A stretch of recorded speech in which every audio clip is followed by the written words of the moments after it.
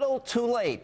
Now, the spill didn't start today, yesterday, or even this week. No, in fact, it began last Tuesday.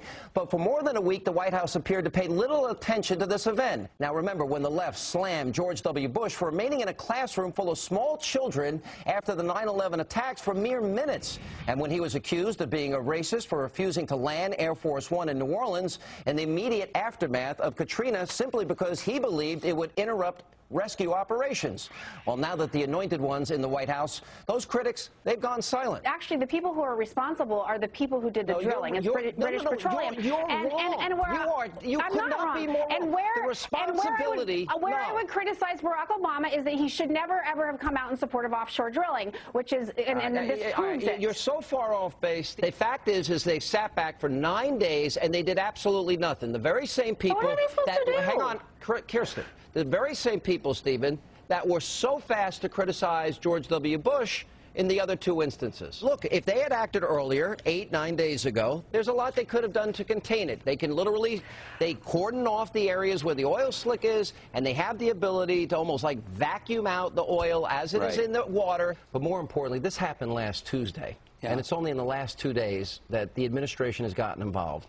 Now, why do I believe that if George W. Bush were president, that this would be the biggest deal, slow to respond, slow to react, and almost everybody's defending the president here for doing nothing. They had 11 days. They were in contact with BP executives, but they had 11 days. Here's the COO, Doug Suttles, of BP yesterday on Fox and Friends. Let's listen. Who's ultimately to blame here? Is it BP? I don't know. I actually don't know. My focus is getting this flow stopped, cleaning this thing up, and minimizing the impact. I mean, it's clearly hurting people. I understand that, and I want to minimize that. We'll find out later, and we'll sort that out then. But Dana, isn't it different here because you actually have somebody to blame as opposed to Hurricane Katrina? Who are you going to blame? God? I mean, so here you could blame BP, and the president did so last night. Well, right, and he called him out, and we'll see. Ultimately, I do think that the BP executive, they should say, we'll take the responsibility that is ours. What we're focused on right now is getting it cleaned up. But we don't know what happened. And what'll be interesting to me, and I'm not trying to introduce a conspiracy theory, but was this deliberate?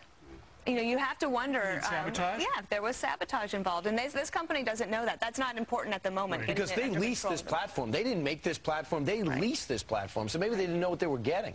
Well, that could be. They should have known, though. They're going to be the responsible party at the end of the day. What's really sad is that how many people make their livelihoods are all tied up in that Gulf area, and this is a huge disaster for them. Eric, what do you make of these people who have suggested, you know, there's a possibility this could be sabotage?